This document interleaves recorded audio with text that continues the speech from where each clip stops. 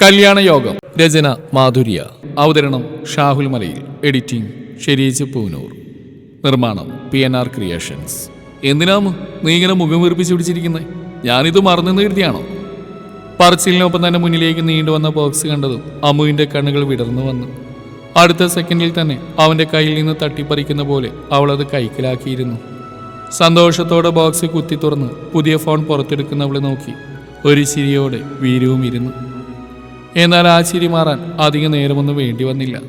ഇതാണ് വീരുവട്ടെ ഞാൻ വാങ്ങിക്കാൻ പറഞ്ഞ ഫോണ്. ഐഫോണൊന്നും ഞാൻ ചോദിച്ചില്ലല്ലോ, ജസ്റ്റ് ഒരു സാംസങ് ഗാലക്സി S21+. കയ്യിലുള്ള 20,000 രൂപയുടെ ഫോണിലേക്ക് അവൻ്റെ മുഖത്തേക്ക് അവൾ വിഷമത്തോടെ മാറി മാറി നോക്കി. എന്തിനാ ഐഫോൺ? നീ പറഞ്ഞതിന് എത്ര വില എന്നറിയോ? കൂടിപ്പോയ ഒരു 50,000. എന്താ അതുപോലെ വീരുവട്ടെ എനിക്ക് വേണ്ടി മുടക്കാൻ പറ്റില്ലേ? എങ്ങനെ വന്നാലും ജോബും മ്യൂസിക് ബാൻഡിൽ നിന്നൊക്കെ ആയിട്ട് ഒരു 1 ലാഖിനടുത്ത് മന്ത്ലി ഇൻകം ഏട്ടന് കിട്ടുന്നുണ്ടല്ലോ. എനിക്ക് നിന്റെ കാര്യം മാത്രം നോക്കിയാൽ മതിയാമോ? അല്ലെങ്കിൽ തന്നെ കോളേജിൽ പോകുന്ന നിനക്കെന്തിനാ ഇത്രയും കോസ്റ്റ്ലി ഫോണ്? എനിക്ക് വേണം. കോളേജിൽ എല്ലാവരും അങ്ങനത്തെ ഫോണൊക്കെ ഉപയോഗിക്കുന്നു, അപ്പോൾ ഞാൻ മാത്രം. ചുണ്ടു വിരുമ്പി പറയുന്നവളെ കണ്ട് വീരു തലയിൽ കൈവച്ച് പോയി. അത്രയും കാശ് എൻ്റെ കയ്യിൽ ഉണ്ടായിരുന്നില്ല അമ്മു. നിനക്ക് ആദ്യോട് പറയായിരുന്നില്ലേ?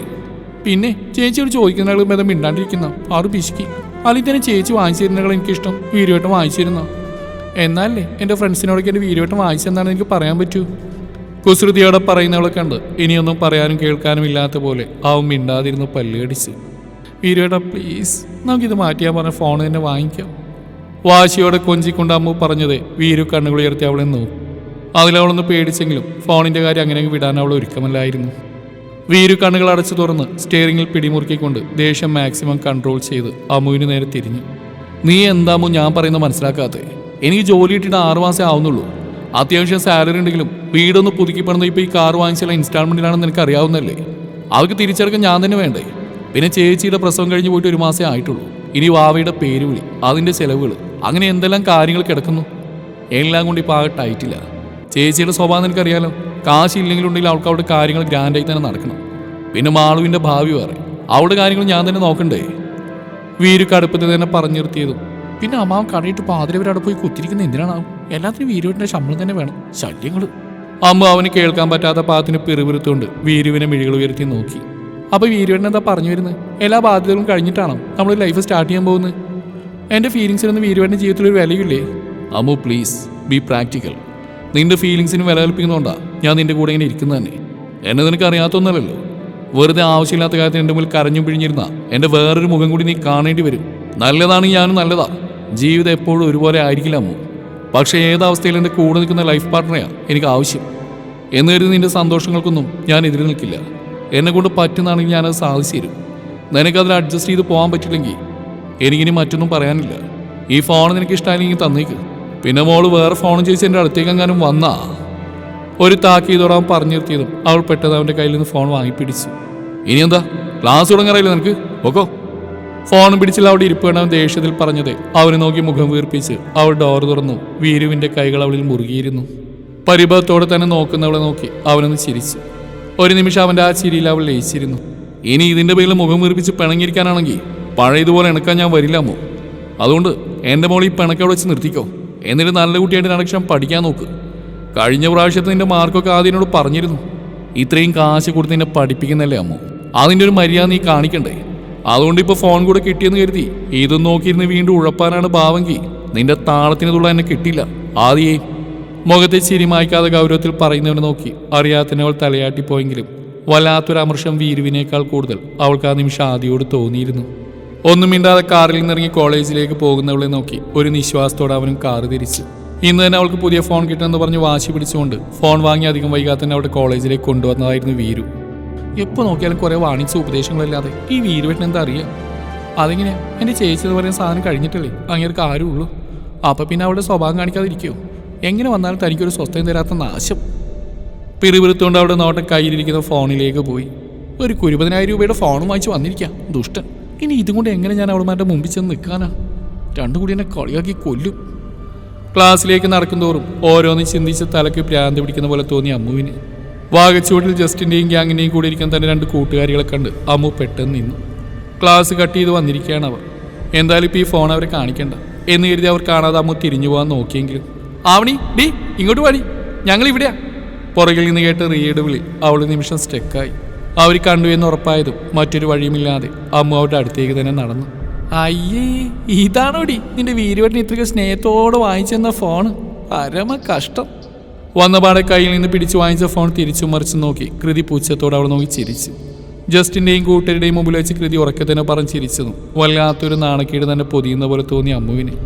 റിയയുടെ മുഖത്തും അതേ ചിരിയാണ്. റിയയും കൃതിയും ഡിഗ്രി തൊട്ടുള്ള ഫ്രണ്ട്സാണ്. അമ്മു PGക്കാണ് അവർക്കൊപ്പം ചേർന്ന്. റിയയും കൃതിയും സാമ്പത്തികമായി അത്യാവശ്യം ഉയർന്ന കുടുംബത്തിലാണ്. അതുകൊണ്ട് അതിൻ്റെ ഒരു തലക്കനം കുറച്ചധികം അവർക്കുണ്ട് താനും.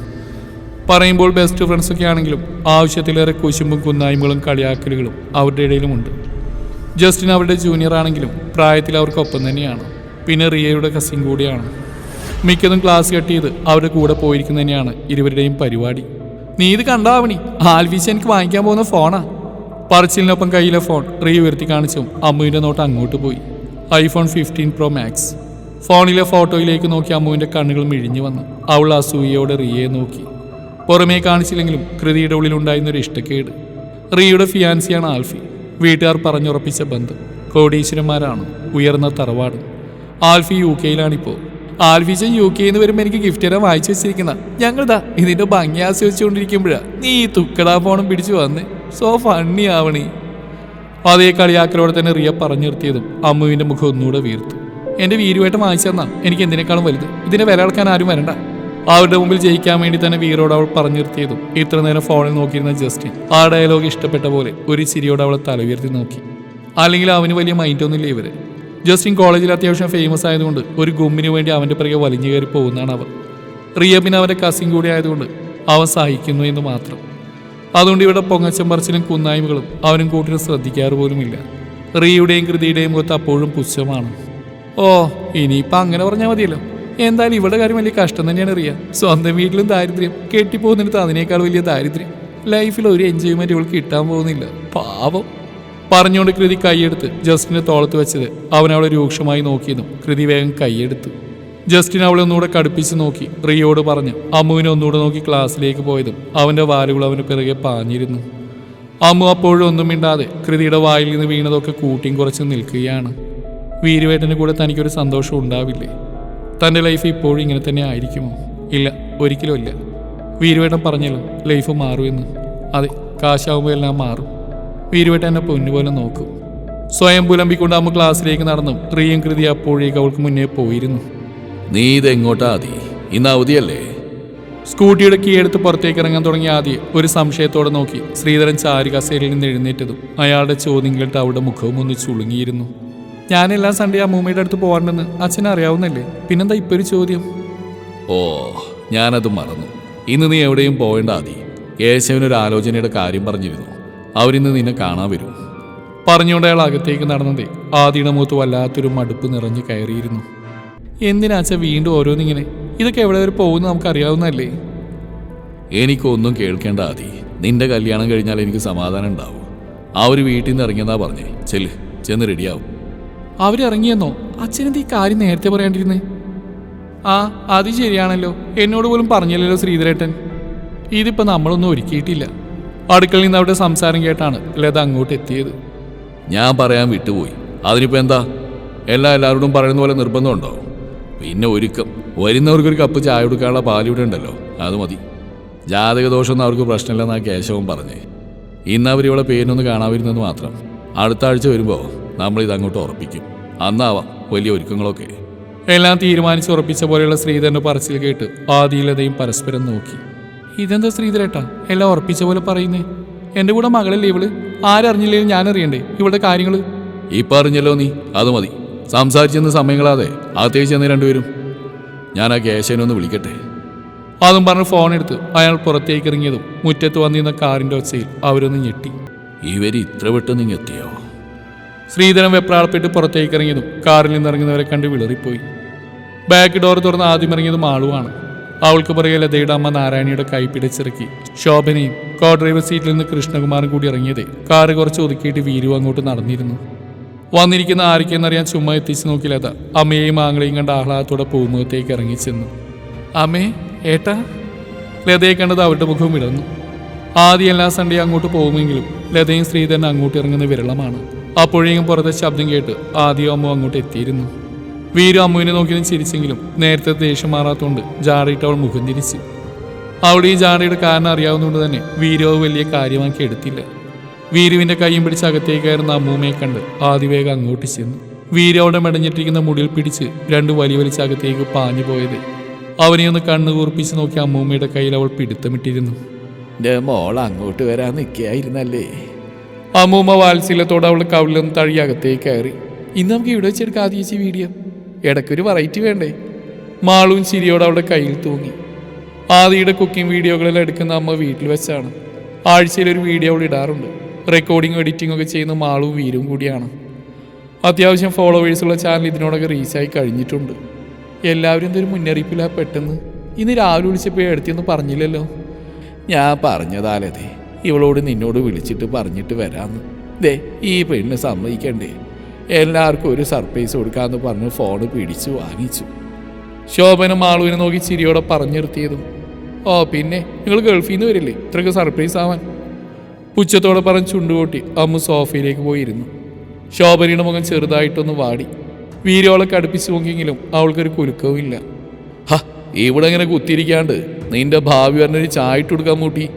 കൃഷ്ണകുമാർ വീരുവിനെ നോക്കി കളിയോടെ പറഞ്ഞ് അമ്മുവിൻ്റെ അടുത്തേക്ക് ഇരുന്നു. ഓ നമ്മുടെ ചായ ഒന്നും ഇവിടെ ആർക്കും പിടിക്കില്ല. ആദ്യേച്ചില്ലേ വലിയ പാചക വിദഗ്ധ, നമ്മൾ പാവം, ചേച്ചി ഇട്ടെന്നുള്ളൂ. അതേ പുച്ഛത്തോടെ തന്നെ പറഞ്ഞു നിർത്തി ടേബിളിൽ കിടന്ന ഫോൺ എടുത്തവൾ ഒന്നുകൂടെ ചാരിയിരുന്നു. അത് ശരിയാ, എൻ്റെ ആദ്യമോളുടെ ചായയുടെ രുചിയൊന്നും ആർക്കും ഇല്ല. കൃഷ്ണകുമാർ അമ്മുവിൻ്റെ വാക്കുകളെ കാര്യമാക്കി എടുക്കാതെ ആദ്യം നോക്കി കണ്ണു ചിമ്മി കാണിച്ചു. എന്നാൽ അമ്മുവിൻ്റെ ഇരിപ്പും സംസാരവും ഒന്നും ഇഷ്ടപ്പെടാതെ ലതയുടെയും ശോഭനയുടെയും മുഖം ഒരുപോലെ മങ്ങി. വീരു വന്ന ദേഷ്യം മുഷ്ടിയുരുട്ടി അടക്കി. നിനക്ക് എന്താമോ ഒരു ചായ ഇട്ട് കൊടുക്കാൻ പറഞ്ഞാൽ അമ്മാനോട് ഇങ്ങനെയൊക്കെയാണ് സംസാരിക്കുക? അതിന് ഞാനെന്ത് പറഞ്ഞു എന്നാ? ലതയെ അനിഷ്ടത്തോടെ നോക്കി അമ്മു.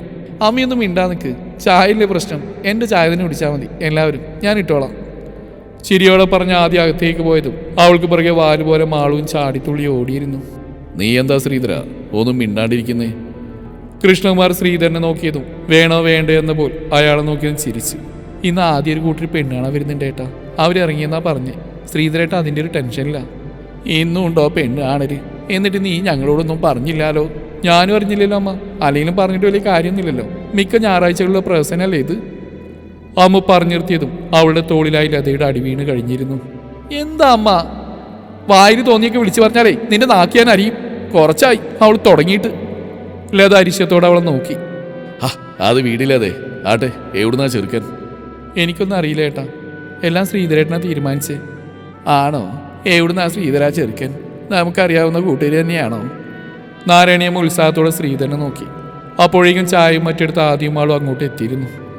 ഏയ് ചെറുക്കൻ അങ്ങ് തെക്കൂന്നാമേ, ഒരു മിനിറ്റ്, ആ ബ്രോക്കർ വിളിക്കുന്നുണ്ട്. വെപ്രാളപ്പെട്ട് പറഞ്ഞുകൊണ്ട് ഫോണും ചെവിയിൽ വെച്ച് അയാൾ പെട്ടെന്ന് പുറത്തേക്ക് ഇറങ്ങി. പുറത്തെത്തിയതും ഫോൺ ചെവിയിൽ നിന്ന് മാറ്റിവെച്ച് അയാൾ നെഞ്ചിൽ കൈവച്ച് നിശ്വസിച്ചു. എല്ലാവർക്കും കൂടെ വരാൻ കണ്ട സമയം. ഇതിപ്പോൾ ആ ചെറുക്കനെയും കൂട്ടിനെയും കാണുമ്പോൾ ഇവരെന്നെ എന്തൊക്കെ പറയോ എന്തോ. ശ്രീധരനാകെ ടെൻഷനായി. വരാൻ പോകുന്ന ചെറുക്കന് കുറച്ചധികം പ്രായക്കൂടുതലുണ്ട്. കൂടുതലെന്ന് പറഞ്ഞാൽ ഒരു 45-നോടടുത്ത്, പിന്നെ രണ്ടാം കെട്ടും. കേശവന് ഈ ആലോചനയായിട്ട് വിളിച്ചപ്പോൾ ആദ്യം ഒരു വിമിഷ്ടം തോന്നിയെങ്കിലും ചിന്തിച്ചപ്പോൾ നല്ലതാണെന്ന് തോന്നി. ഒറ്റത്തടിയാണ് ചെറുക്കൻ, കൂടെ ഇട്ടുമൂടാനുള്ള സ്വത്തും. ഇനിയിപ്പോൾ ആദിയുടെ ജാതകദോഷം കൊണ്ട് അയാൾ തട്ടിപ്പോയാലും ലാഭം മൊത്തം തങ്ങൾക്ക് തന്നെയാണല്ലോ. സ്വത്തുക്കളെല്ലാം ആദിക്ക് കിട്ടുകയും ചെയ്യും. വേണമെങ്കിൽ വേറൊരു വിവാഹങ്ങൾക്ക് നടത്തി കൊടുക്കാം. അതാണ് ആരോടൊന്നും മുൻകൂട്ടി പറയാതിരുന്നത്. ചെറുക്കൻ വന്ന് ഇഷ്ടപ്പെട്ടിട്ട് ബാക്കി നോക്കാമെന്ന് കരുതി. ബാക്കി എല്ലാവരെയും എങ്ങനെയും പറഞ്ഞു നിർത്താം. പക്ഷേ വീരു അവനെയാണ് സൂക്ഷിക്കേണ്ടത്. തുടരും ഈ കഥയുടെ ബാക്കി ഭാഗം നാളെ ഇതേ സമയം.